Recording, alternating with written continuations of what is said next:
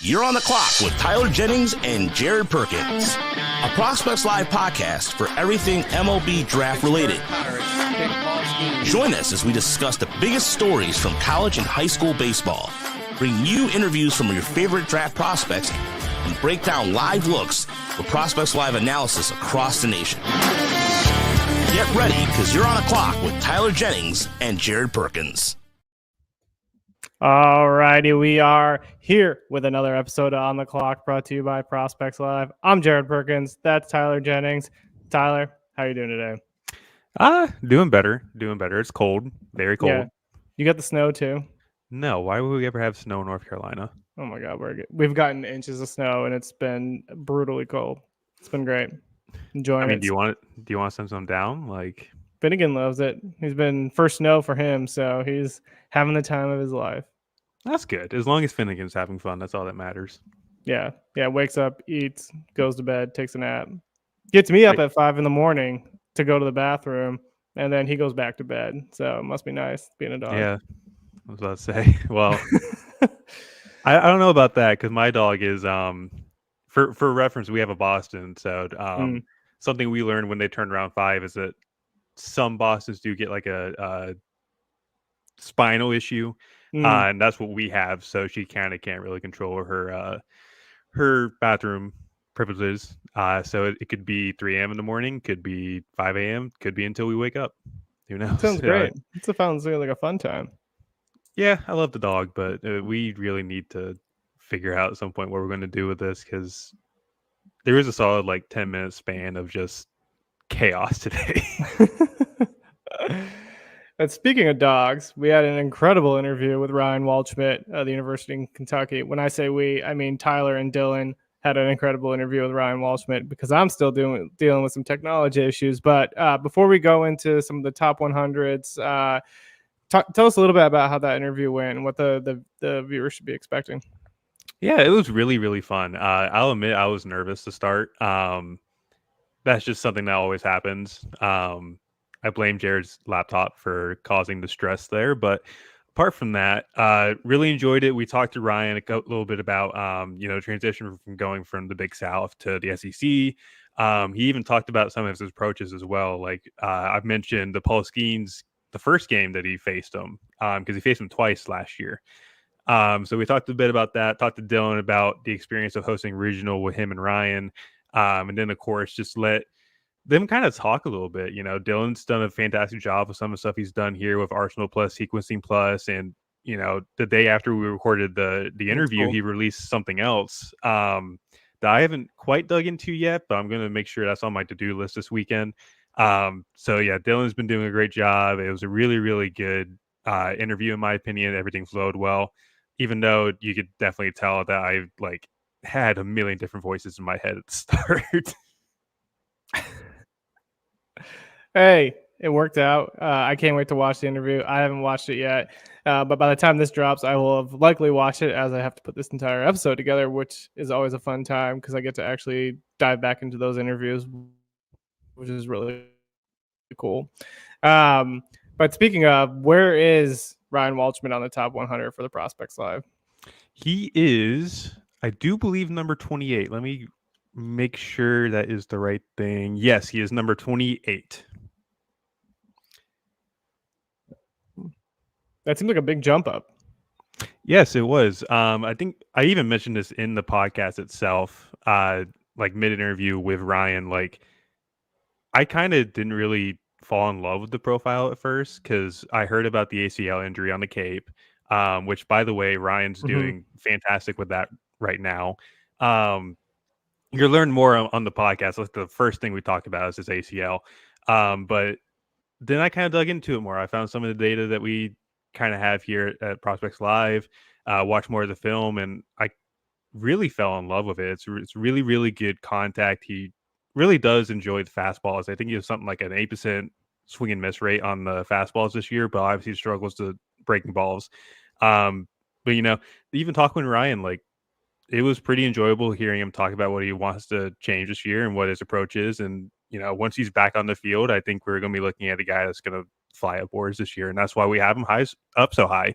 Because I do anticipate that there's going to be something where Waldschmidt's a potential second rounder at best at this point, maybe even first round if everything comes together. But I think as of right now, probably second rounder because he's going to be missing some time. It's not going to be like, I think he mentioned SEC weekend is when he wants to come back, or is what he's been told the prognosis is. But I mean, that's still a good month or so of the season kind of gone from him. But I fully believe that he's going to be someone to watch in like the second round range at this point. Yeah, and I mean, if he gets those late looks on him and he performs, I mean, I have to imagine teams are going to still be in if they were in on him last year. Yeah, and like Kentucky's a really good baseball program too. Yeah, like hosted regional last year. I feel like they definitely do it again this year, and they have another top 100 prospect with Travis Smith on the bump this year too. He's finally back. He's finally healthy. Really, really good as a prep. Missed his first year with surgeries, but performed well last year, and now he's going to be jumping into the Friday night role and hoping everything goes well. Love it. Love it. Speaking of top 100 lists, we got the top 100 prep prospects dropped by the P Live draft team. The top 100 college draft prospects list is also out if you didn't get enough with the prep prospects. Tyler and I are going to break down 3 guys that are really interesting to us on the list. Should we kick it off with the prep guys, or do you want to go to the college guys first? We'll go prep first because that was the one that released first. I think that's probably the best way to go. Cool. Who you got? Who's the first guy you want everybody to be paying attention to? So the first guy, I mean, I've already tweeted about him today. Mason Russell out of Castile High School out in Arizona. He was a guy that he was at PDP, and I remember watching him. I had a guy texting me. It's like he's watching the live stream. He's like, "This looks really good." And I'm sitting there. It's like, yeah, it's 88.91, but it's the projectable arm speed southpaw that you kind of expect people to be in on at this stage. Blake Dickerson's probably a really good example of this from last year's class. Got 500K from the Padres in the 12th round. Frank Mazzucato is another guy that kind of stands out on that kind of like projectable southpaw. Josh Hartle as well. So that's what I see with Mason Russell. And I mentioned this in the call when we talked about the board and trying to figure out where everybody goes. But I thought Mason Russell could have the chance to be probably the best prep southpaw in this class, just with the way that this class is wide open. Yeah. And I'm not saying that from like, say, Ethel Scheifelebein, who's 13 on our list, is not the best prep southpaw. I think with Russell, there's enough projection to where he could be sitting in mid-90s this spring. I really like the slider. Slider's really good, low 80s, high spin, really good bite. He's got feel for a fading changeup into the same like velocity bucket. Doesn't quite have it fully down packed yet, but it's a nice fading changeup, and there's a curveball there, but it's obviously not as good as what the slider is. So I can see like somebody putting a 50 on the fastball somewhere down the line with like a cut right shape, and then slider could be above average, maybe even plus if everything works out with a 45 changeup. But it's good command, very easy. There's some deception there. I really enjoy what Mason has brought on the mound. And he's going to be a guy at NHSI next year. So he's going to have a lot of guys that are going to get views on him, scouting directors, GMs, everything like that. Yeah, I'm glad you brought up the kind of projectability, because I think a lot of fans forget about prep prospects. A lot of times you are projecting to the future and hoping that they can get those velo increases, can shore up some of the command issues and those kind of things. Like Mazzucato, for example, a guy that the Royals were hoping would get a velo increase. Hasn't happened. He's still sitting about 88 to 91 that he was on draft day. But they took him in the first round. They got him under slot, and they were hoping that velo could tick up to the mid-90s or even sit like 92 to 93 would be great, because the curveball is just absolutely disgusting. But again, it's all projection, and you're kind of hoping. And then people will say it's a failed pick. But I mean, at one hand, you're trying to project the future, which isn't always easy. I was totally not muted there. Projecting, I think at this point, scouting is just difficult. Like 99% of the time, you're going to end up being wrong, and that's okay. Like we've had multiple times where, like Mazzucato, for example, that was a guy we were almost never in on, admittedly. Not because of the fact that like the stuff wasn't good. It's just the command kind of really didn't fall in our favor in terms of like liking that kind of prospect. Tristan Smith's another example of a guy like a southpaw with really, really good stuff, but couldn't find a strike zone. And we thought Mazzucato might be somewhere down that line too. Yeah. Then of course he gets popped at seventh overall, and that was one that kind of did shock us a little bit on draft day because we weren't expecting it. We maybe saw like back into the first round, but then we see 7. I'm like, wow, that did take us by surprise because I thought there was a lot, much better players and Well, better they spent so much prospects. money on Kudrina and Carter Jensen, and that was basically the reason why they took Mazzucato that high. Yeah, that once I found out the signing bonus, it kind of made more sense. But now that Mazzucato is kind of like struggling to really get that velo, it's not really worked out that well. Strikeout numbers are still there, but like you said, the command issues still exist. The walk rate's like kind of not where you want to see it for a guy who's been high A. So I mean, yeah, a lot of development left, but you got to hope for the best. Sorry, Royals fans. Oh God! Now we're gonna have all the Royals fans on our tail again. No. So I'll go with my first college guy. I'll start with the back end. I went kind of like 60s and below, then a guy that was like 40 to 60 range, 30 to 60 range, and then I went like top 1 through 30. So the first guy is Ian Petrutz. Had to bring him up. We had the University of Alabama head coach Rob Vaughn on. Was at Maryland before. That's where I saw Petrutz when he was playing. He's an outfielder. Definitely a bat first guy. Defensively, kind of unsure where he's going to play. He seems like he's going to get kind of pigeonholed into one of the corner outfield spots. I don't know. I don't remember him. I think he only DH'd the games that I saw him. So I didn't really get a chance to see his arm. Not sure how that is or will play out, but really intriguing bat. Will be interesting to see how he kind of goes against SEC pitching, but a guy that I really want to see and could shoot up boards if he has a really successful season. Yeah, no, I like Petrutz. His bat's really good. You mentioned the arm. I think it probably limits him to left field at some point. Yeah. I don't think it's really all that strong. You mentioned it, bat first guy. The pure hit tool was really, really good. I think he walked more than he struck out last year at Maryland. He's always going to have a really big test with the SEC this year because the crop of arms in the SEC this year are actually pretty good. Yeah, Big Ten's you get hit or miss depending on the team you're facing. Yeah, I mean, the way I look at it is obviously SEC's 1, ACC is probably like 1B at that point, maybe even just flat out 2. Big Ten's probably like 4. I'd probably put the Big 12 in front of the Big 10 personally. Then you start running into like the Pac-12. I think Pac-12 this year is going to be pretty good. Yeah, Pac-12. Because even when I was there working at Arizona State, which was a while ago, the arms are always fun to watch. You had Garrett Cole at UCLA with Trevor Bauer during those days, and it was nuts, the arms that the Pac-12 was throwing out.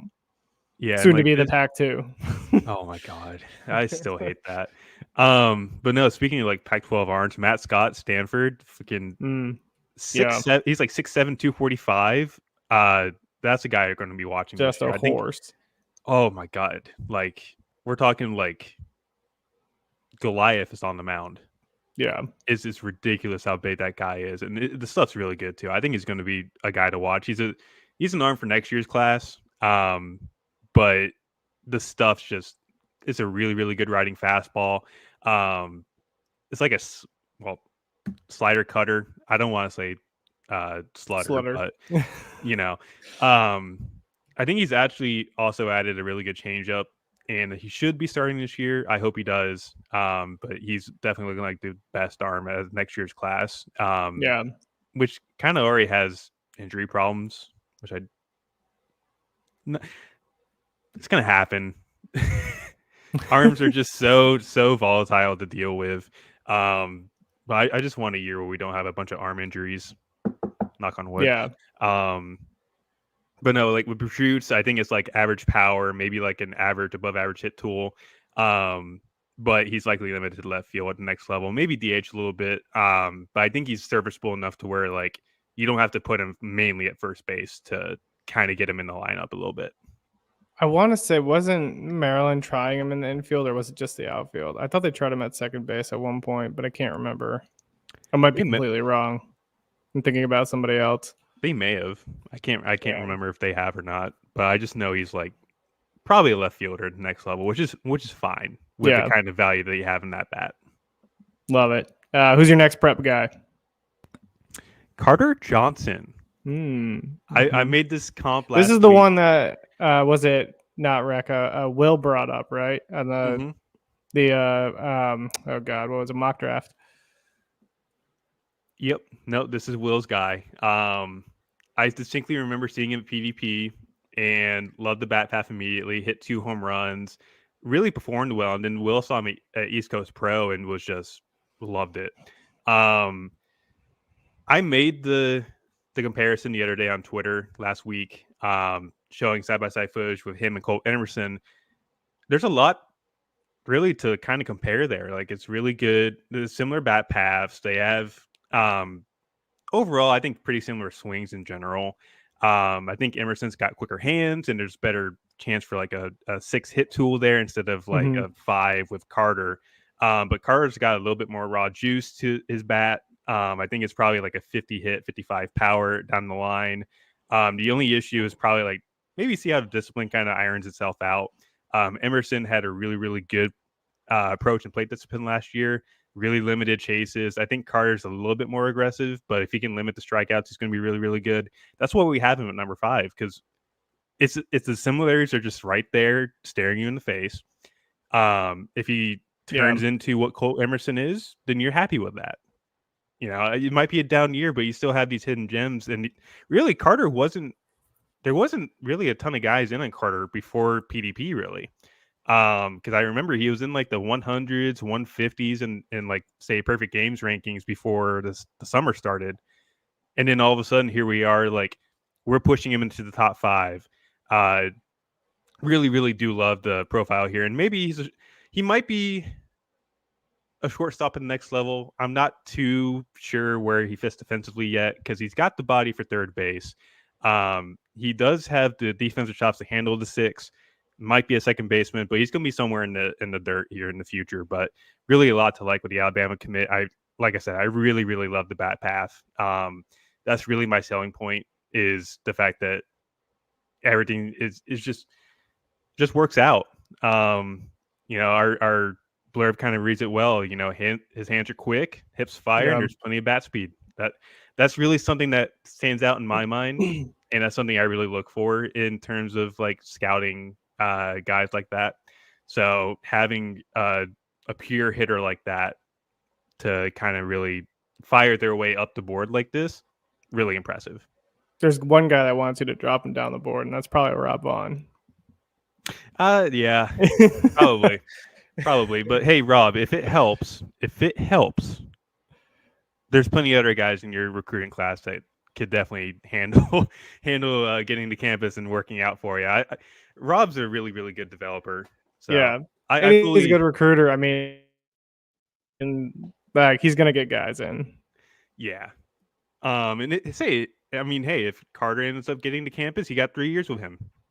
I don't know if I see it happening at this point, but you get 3 years of Carter Johnson. And I think he's going to do really, really well in the SEC if it happens. But as of right now, being as high up as he is, I fully see this being a potential like back end first round or beginning a second round kind of profile. At least at this stage in the game, because we're still like a month away from game starting. But just really looking at the video, it's pretty impressive what you see. And this is a guy I think is probably going to really push his way into that potential first round like bracket at the end of the day here. Yeah. The next guy I'm going with on the college side is Ethan Anderson out of Virginia. Another guy I saw last year. I mean, I went to that game looking at Kyle Teal, Jake Loff, and then Ethan Anderson. I was like, all right, this guy's a dude. He's just an absolute physical presence in the box. He hit probably what was like a 500-foot home run over the scoreboard out in Virginia against Rhode Island pitching. The guy was throwing like 82. But the power was absolutely insane. I think he hit 2 or 3 home runs in that series. And the contact skills were just super impressive. He wasn't swinging and missing. He wasn't chasing other things out of the zone, and he played really good defense at first base. He looked good and fluid over there, athletic. I was really impressed with him in that series. I know, again, it's against the University of Rhode Island. Sorry, Rhode Island. I don't mean to throw you under the bus here, but I I just came away impressed with him he was a guy with even Kyle Teal, as great of a series as he had, and Jake Loff. I mean, I still came away probably the most impressed with him and Ethan O'Donnell. I would say I think Ethan Anderson too is like, if I remember correctly, he's not even going to be 21 at draft day, so he's going to have he's going to be favored on models already because of his age. Mm-hmm. I also think he's going to be catcher this year, which I think is interesting. I saw that in your write-up, and I was like, that could really help his draft status. Because if he's not a corner or first base only type guy, that's huge. Yeah, and like my thing too is like Virginia always hits. Like that's their MO year in, year out. They have a really, really good offensive core almost every single year. Anderson's bat being at first base was definitely not going to be the end discussion because Kyle Teal is your surefire catcher. Now Kyle Teal is in Double-A, I think, with Boston. Give him a chance. I think he was a catcher in high school. I think he's going to have enough to really stick back there. I don't know if you might move him away as like a pro minor league guy, but you let him try it out in the ACC this year, see how it goes. And he even got a few other guys on that Virginia team that can really do well. Like Griffith Farrell is probably going to have another 100-hit season because he's just really, really good at putting the barrel to the ball. There's a couple 25s that are pretty good. Henry Godbout's one of them I can remember off the top of my head that could have a breakout year in the ACC this year. They got Jack O'Connor on the bump. Yeah, Jack O'Connor. Dude, he was fun to watch. I think he threw like 6 innings against NC State last year. Mm-hmm. I think it was him and Dom Fritton, which was actually a really, really good underclass matchup for a Sunday game. Yeah, that's sweet. Yeah, like Fritton, we thought about putting him on the top 100 for college, but we kind of like looked back at it. I'd like to see more from secondaries personally because the fastball is really, really good. But he's a guy on the outside looking in when we put everything together. But I think he's probably going to be the Friday night guy at State this year. And then O'Connor, I've watched some film. The command really does need to kind of step up a bit. I mean, he's a sophomore. I'm not expecting everybody to really be like 6 command like Josh Hartle or Brett Lauder. But with O'Connor, the slider's really, really good. Changeup's all right. Fastball could use some more life to it, I think. He doesn't miss a ton of bats with it, which is kind of like one of my things is like I love a fastball that miss bats. But the slider's the real deal from what I've heard. Really excited to see what happens this year. Yeah. Yeah, I mean, I always like hesitate to go to those early Virginia series because they're not facing the best teams, but it is really fun to watch that offense just tee off on a bunch of mid-80s starters. Yeah, and I think they come down to Duke this year, so I'm going to see them, I think, in the March or something like that. That'll be good. I'm excited for that. I think Wake's coming to Virginia this year, which I definitely have to come out for that one. I think you're right, yeah. That's going to be a fun series. Those arms versus those bats. I mean, that's going to be a time. I'll be making sure to tune in from ESPN, Yep. ESPN Plus. Wasn't the ACC network have the rights or no? I don't know. They might. It depends on what they put out there, but they're fighting Florida State for money right now. So, shocker. All right, last prep guy. Who you got? I'm going to go a little bit farther down our list here. We're staying in the ACC in terms of commitment. Wake Forest commit Duncan Marston out of Harvard Westlake. This is another guy who's going to be at NHSI this upcoming year. And that Harvard Westlake team has a bunch of arms. Tommy Bridges, Bryce Rayner is going to be a guy that we're going to see on the bump this year, who's also a pretty talented shortstop. But Marston's probably the most intriguing out of the three. He had TJ, so there's obviously some concern there. But he didn't spend this summer out on the scouting trail. He had one event that I recall from the training complex out in Cary, up to 96, looked good, but he kind of focused on getting stronger, and he's shown it this year. Like he came out this fall, he's already touched 99 in some side sessions.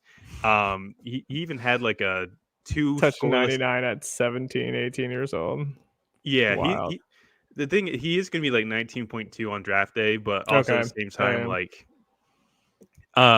But yeah, like touch 99 across 2 scoreless innings, strike out 5. I think the slider's really good. I'm excited to see what he does this year. And considering that, they're going to have a bunch of eyes down in SoCal, come up to carry and face arguably a really good field. We'll get into that later. But Marston, I think, is going to be a guy that really pops this year. Just seeing what he's done in the fall has already been pretty impressive. And if he holds on to that, he's, there's probably a better chance of him getting drafted out of a Wake commitment. But even if he ends up at Wake's going to find a way to make that arm work immediately. Pitching lab. Good times. Very Welcome. much so. Do you think there's some bullpen risk there with the injury? I mean, you could think about those electric arms with the high octane fastballs. Already having Tommy John, but yeah, I mean, I could definitely see some bullpen risk there. Obviously, the injury risk, the old age is going to play a factor into teams that have the models preferred. The younger guys. He's also pretty big already. He's like 6'4", 215. So I don't think there's much projection there, but he's got the kind of body where he's like, this is a power pitcher at the next level, and he's already showing it to you right now. But if he holds this kind of velocity deep into starts, starter. Love it. All right, I'm gonna go with my last college guy here, because I picked him in the mock draft. And because I want the Royals to get him, right? As of now, I would want the Royals to get him. Mike Sirota, outfielder, Northeastern, coming in at number 10 on the college list. I just love these guys that are like the sum of all parts type players. They just do everything right. And I'm a sucker for mid-major guys because I worked baseball ops at a mid-major, so I'm always trying to hype up the mid-major guys. I just think he does everything right. And like he reminds me a little bit of a guy like Nick Lofton, but it has a lot more power. He's going to make contact. He's going to get on base. He's going to play really good defense. And he's going to be able to stick in center field. I mean, it's just a fun guy. I mean, he doesn't have like the plus tools off the board, but it's just like across the board, everything's average, above average. And I'm really excited about him. And hopefully that he has a big year and takes up off the draft boards. I knew you were going to drop Sirota as soon as you mentioned mid-major. I'm not even going to lie with you. I like it. I really do. I feel like we put him at 10 in this one. Mainly because we wanted to push that kind of profile up. It's a really well-rounded profile. Yeah. I think he's got to do something like what Chase DeLauder did, where he's hitting like 400 in conference play. Yeah. But also stay healthy because DeLauder missed like a month because of a foot injury. But I like the tool set. I think he's going to be a surefire first rounder at this point. I'm hoping I get to see him. I think they come down to NCAA down in like I think beginning of May or something during finals. Yeah. But I do have to travel to my sister's graduation that same weekend, so that's important. It is. As much as my sister can be a pain in the butt, I have to be there. Calling her out on the podcast. I don't care. She'd do the same thing with me. Yeah. Here's the thing, Jared. We're identical. Oh, are you really? Nice. Me and my youngest sister are pretty identical. Yeah. I didn't mean like identical twins at first. Oh no. I'm the oldest of 3 by a solid margin. Sorry, I was looking to see if I was getting Northeastern up here. So I'll have to choose between watching Indiana versus Maryland or Northeastern versus Towson. I'd probably still go Indiana and Maryland on that one. Well, I could technically go Saturday to Indiana, Maryland, and then Sunday to Northeastern Towson. They're both like 40 minutes away. That might be the move, actually. I would say, do what you want to, sir. That is entirely up to you. That'd be a good weekend of live looks, though. Oh, yeah. No, and like... Maybe I'll find a secret gym at Towson. Maybe that Friday guy's just throwing like 95 and no one knows. Yeah, he could be. I mean... Chances are he's not. We'll give them benefit of the doubt, and if he bumps to 5, we'll push him up the board.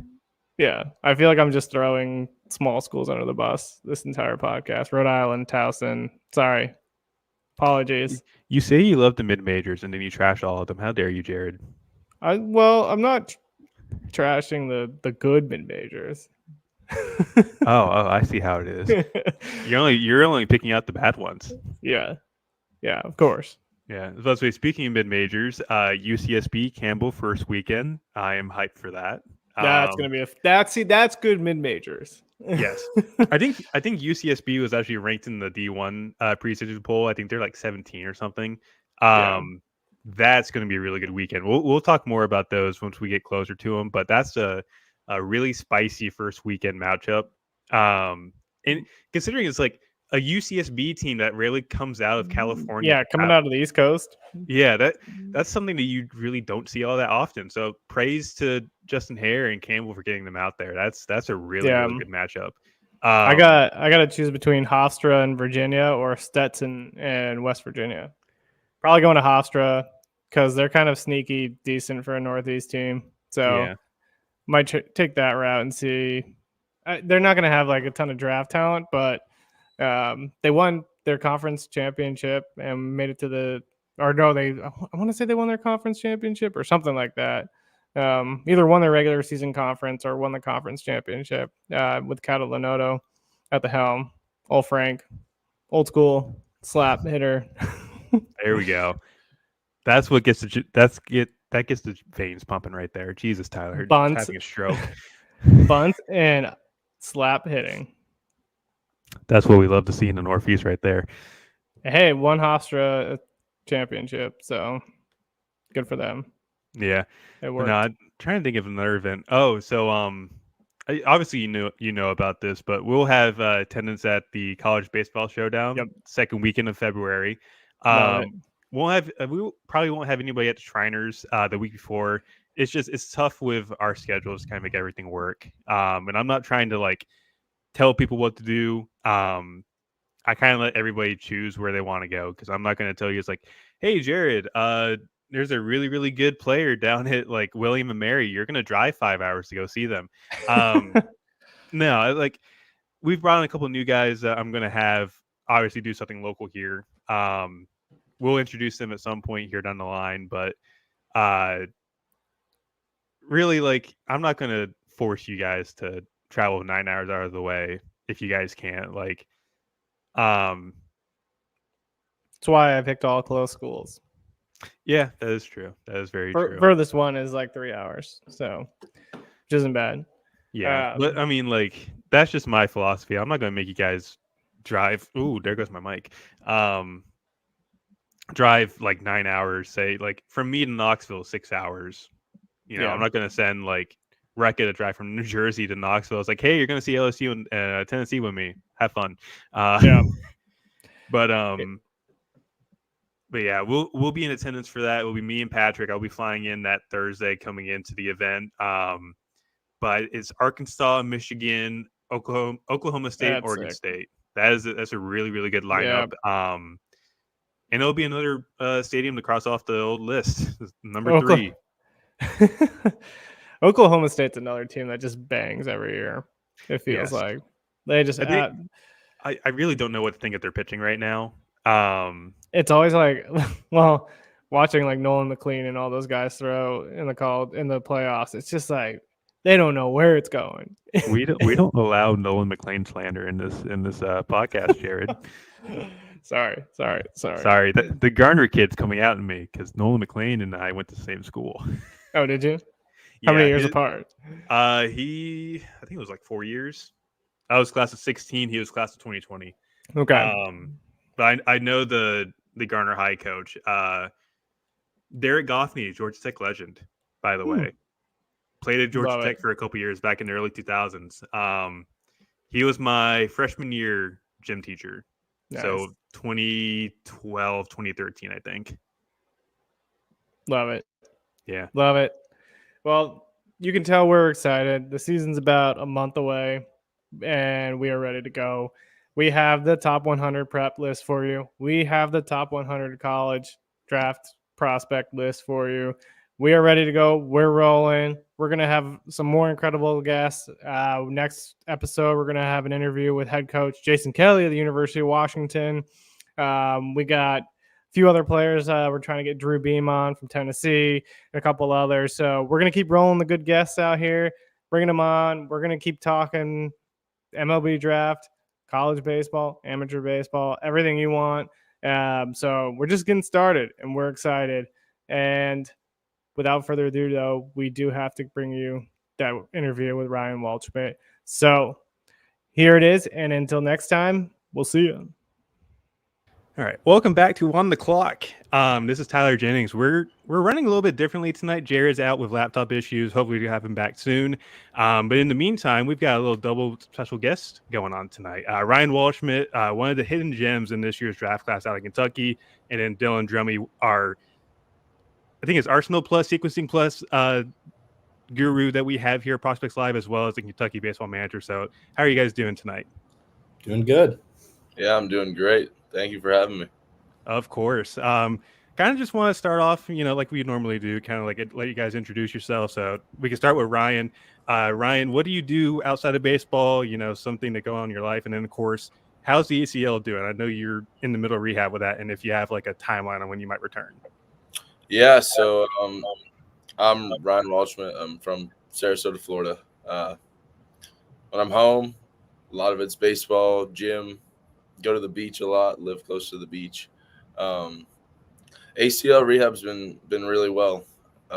It's unfortunate that it happened, but nothing bad has come from it since I've been through rehab. It's been a smooth sail so far. I took my 6-month functional test Friday, and I killed it, blew it out of the water. Look really good so far. Doc's in great shape. I start hitting live again this week off pitchers. Should be hitting live, doing defense, catching fly balls, doing ground balls, running the bases. Pretty much full practice for me right now. So a lot of positives so far with this. So still looking around the same thing with Doc's timeline around opening weekend at SEC play. Should be back out in the field, playing the outfield, doing all of it. Hopefully, I'm able to clear a little bit earlier and be able to maybe DH and do all that stuff because outfield's supposed to be the last thing I do. So I could possibly be DHing earlier than that. So that's the goal for me, and that's what I hope to do. That's awesome to hear, man. Glad it's going well. Dylan, go ahead. You have the mic. So I'm Dylan Drummey. I'm an analyst over at the University of Kentucky. In my free time, I also write for a number of blogs, Pitcher List, my own blog. I started the Drummey Angle, and for Prospects Live, where I've specialized in creating a lot of pitch level metrics and stuff like that. And I've kind of helped just the Kentucky team with a lot of just data stuff, a lot of looking at statistics, creating models, stuff like that. As far as I'm from Walton, Kentucky, so Northern Kentucky, I'm in state here, but it should be a fun episode, honestly. I mean, I love being on Prospects Live, have loved working for the team, have really loved just introducing a lot of just new metrics and a lot of different ways to think about pitching. So, You've done a great job doing the midst of that as well. So proud of what you've done. So kind of just first thing going off here, Ryan, I want to start with you. Coming from a different conference, the Charleston Southern was in, I think, the SoCon or CAA. I can't remember which one Big it South. is. Yeah. Oh, that's right. I Yeah. keep forgetting because Campbell switched to CAA, so Yeah. I'm trying to remember. But you go from facing like Thomas Harrington, Cade Keeler in the Big South tournament to all of a sudden, hey, you're facing Paul Skeens on a Thursday afternoon and at the box. What kind of adjustments did you have to make to the difference of competition, really, and what would you say the biggest thing to work on was? I think the biggest thing that helped me perform at both levels was just confidence in just myself and just my training, my abilities, all that stuff. I think the biggest adjustment, though, was just being ready at release was the biggest thing I worked on, because I could get away with it sometimes facing 88, 90, could be late a little bit. My hands were quick enough to be able to still put it in play, put a good barrel on the ball. But when you're starting to face mid to high 90s, that's when you start getting exposed a little bit with the little things that you might mess up on. So the big thing for me was just being ready at the pitcher's release, getting the foot down, getting the hands loaded, and then just doing bat to ball, which that's what I think one of my best tools is. So when I learned that me waiting isn't necessarily a bad thing, is when I really started to take off a little bit and play better. Awesome. And speaking of Paul Skeens, I think you faced him twice this year. Kind of just going up against the best college arm in the past decade. What was that experience like, first off? And what kind of like mental battles did you have to go through facing probably like the best slider you may have ever seen? Yeah.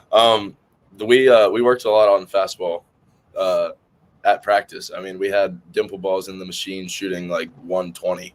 I mean, we jacked them up all the way. So it started off slow, but I got comfortable with the dimple balls, and I'm like, hey, like, I got to hit the fastball. I mean, the slider is gross. So my goal was go up there and don't miss the fastball, which a few times it worked out for me. I hit it. I got hits off of it.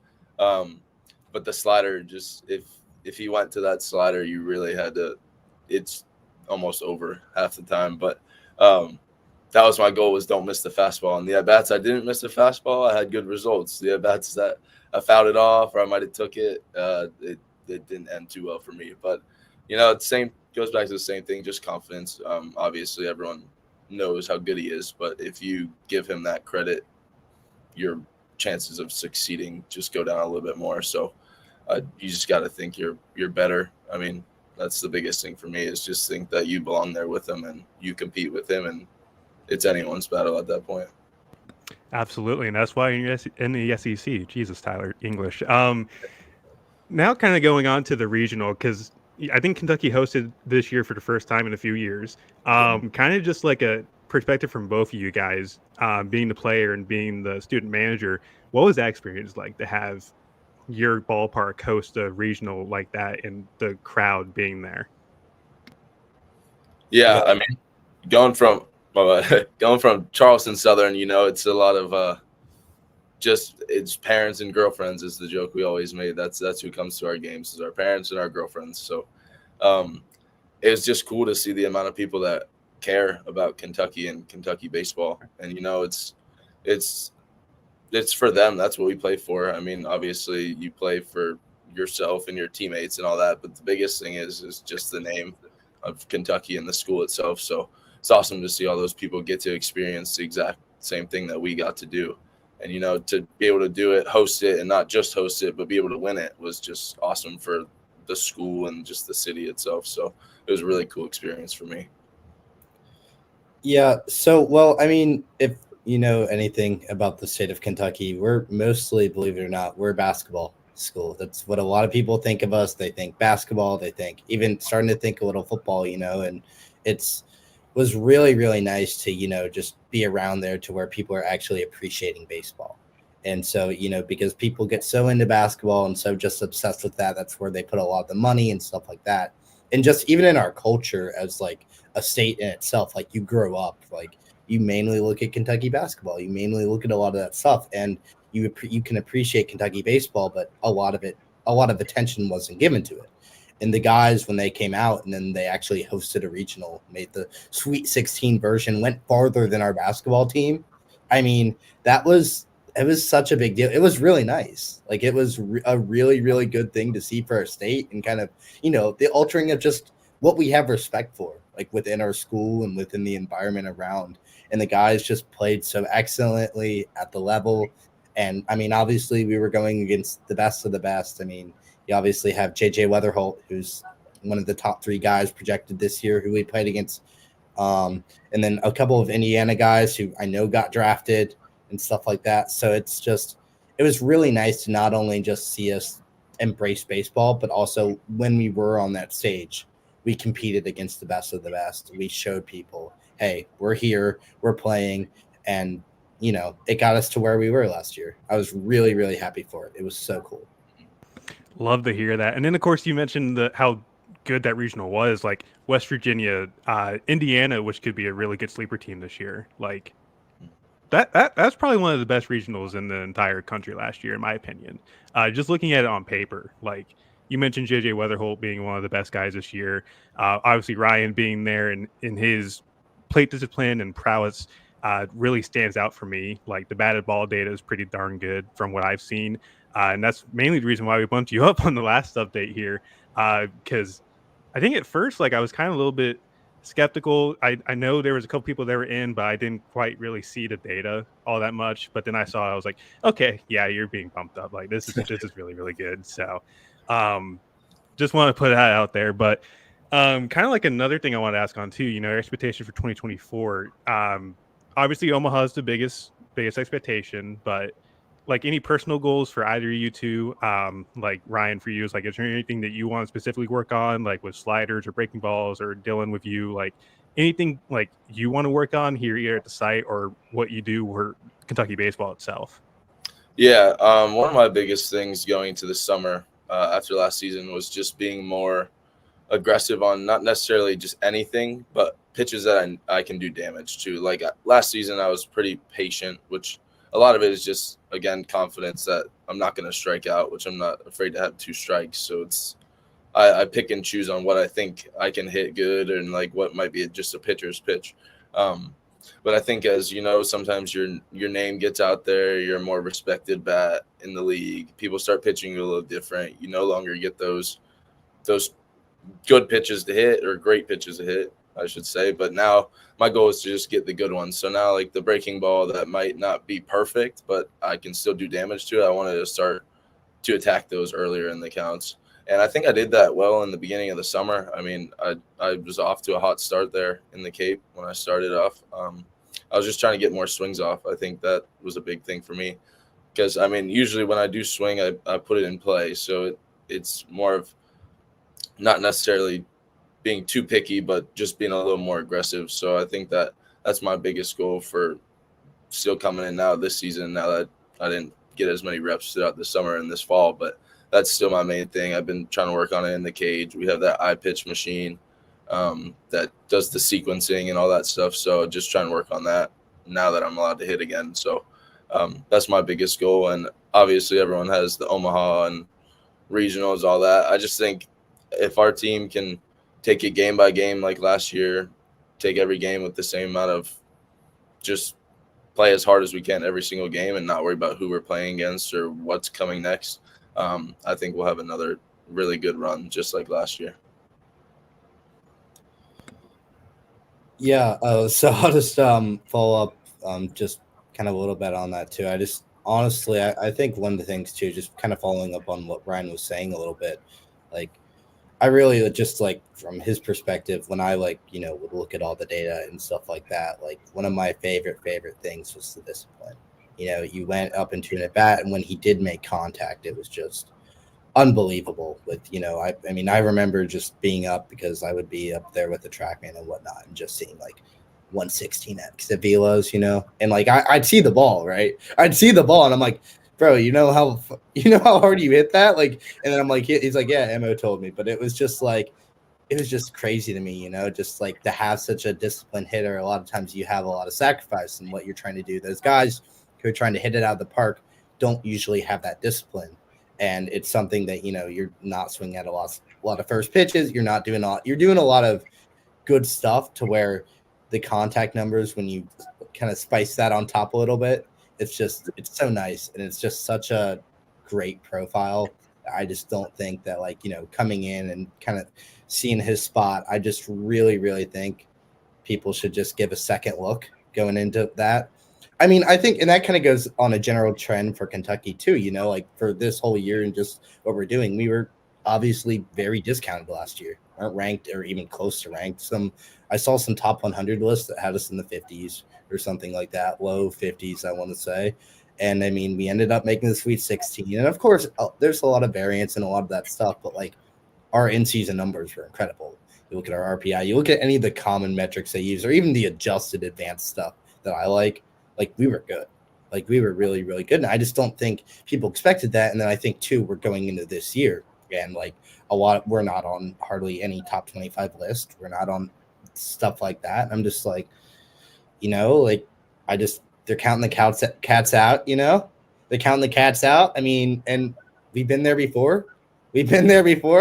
And I mean, obviously we can get over that again. It's not really a worry what other people say, but it's, a little sweet. You can prove them wrong. So I don't know. As far as personal goals for me, I mean, more of just I've been just trying to grow in what I've been understanding. I've been, some of the stuff I'm working on for MLB and MILB data. I've been working on to apply it to the college level and trying to see if that's transferable or not, what's able to, what's not. The college data structure that's available is a little less than I like compared to like MLB and stuff. So we're still able to get a lot on the guys, and we're still able to get a lot of prospect and data, like stuff like that, to where we can, properly develop them and just look at other factors that they may be weak on and kind of isolate that so they can work on it. But it's more of just, growing with everything. I'd like to get more involved in hitting a little bit too, just from a personal standpoint. I've been really, really pitcher heavy. That's what's a lot. It's a lot generally easier, but hopefully just with enough time and enough dedication and learning, I can really figure out more of the hitting game in general, which would always be nice. Absolutely. And then, of course, your stuff with Arsenal Plus and Sequencing Plus, like, in case anybody's not seen it, this is your floor to now go ahead and describe what you've got there. Feel free. Absolutely. So I'll try not to bore Ryan here, but I'll basically Arsenal Plus, basically they're each pitch model, all the stuff plus stuff, if you guys have heard of that, it's just taking it down to one number, right? How nasty is a pitch? And so what Arsenal Plus is that's different than everywhere else is that it considers the past pitch that was thrown. Most models consider it independent, but with Arsenal Plus, it considers the past pitch and how it plays, or the differences from the past pitch to the current pitch. And so with that, we're hoping to say maybe get a more impact to how Ryan's maybe seeing it in the box. Like, okay, this dude just threw a changeup and then he's topping it off with a high fastball. How does that look compared to just looking at the changeup individually, looking at the fastball? It's adding context. And I mean, in any situation like that, you need context.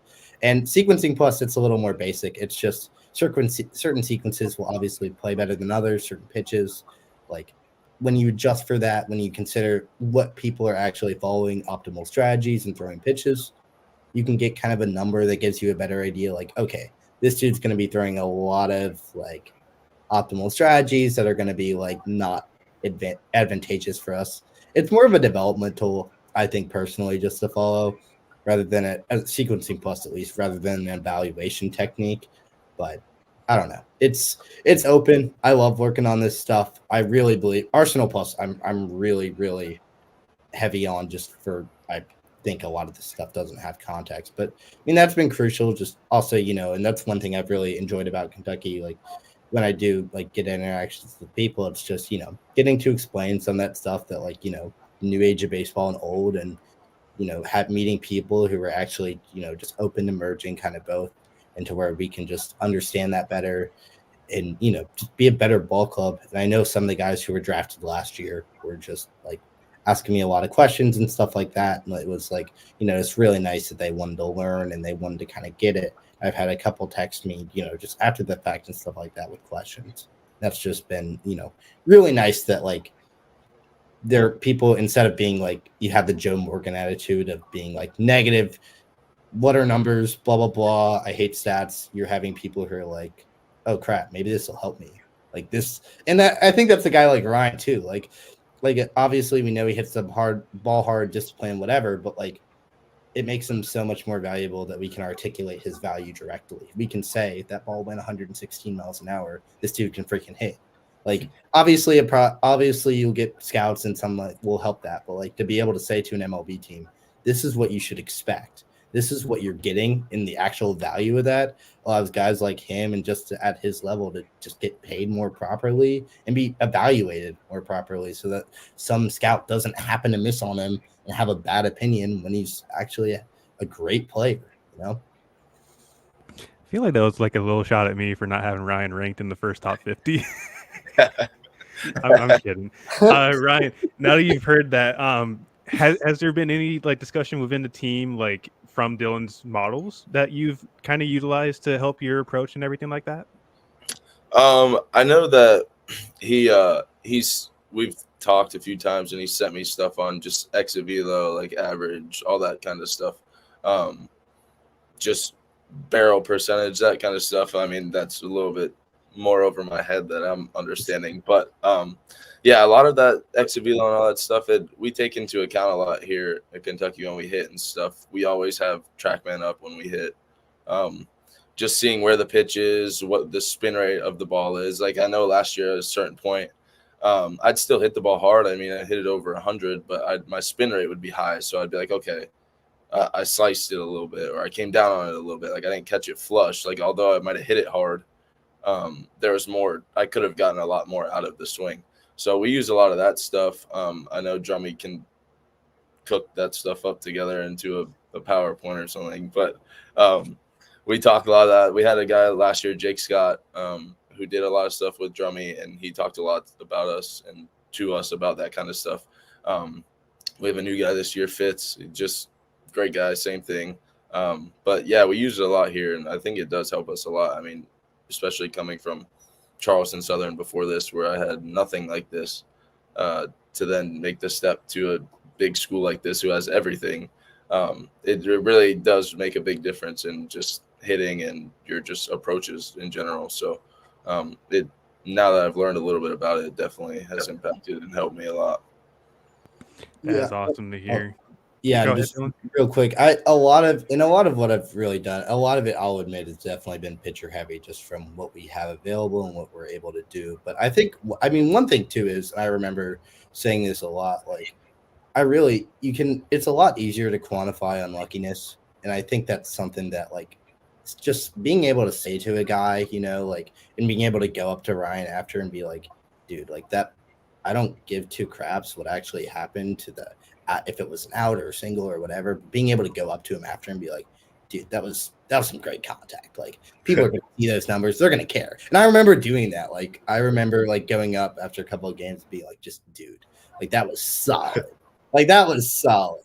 And it was just, it's stuff like that. So I know it's like, and I know it's kind of hard too, because a lot of this stuff too, and a lot of it is kind of complicated. So, you know, like, I'll be 100% honest. Like, these guys don't need to know all the stuff I look at. They don't need that in their heads.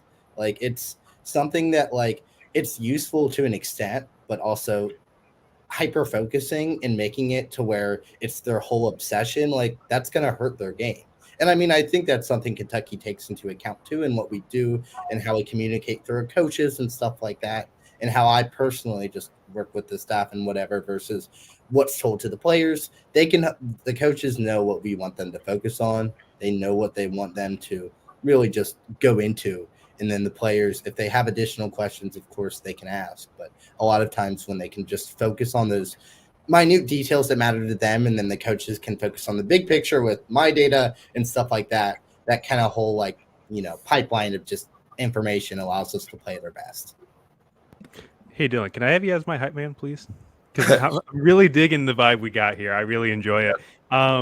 We are running a little bit past our time, so I want to thank you guys both for coming on tonight, Ryan. I hope the rehab goes well. I can't wait to see what you can do at Kentucky this year. And Dylan, I'm excited for what you got in store for both us and the Kentucky team. Any last words before we go ahead and sign off? No, I just want to thank you for having me. I appreciate it. Look forward to this season and getting back out there.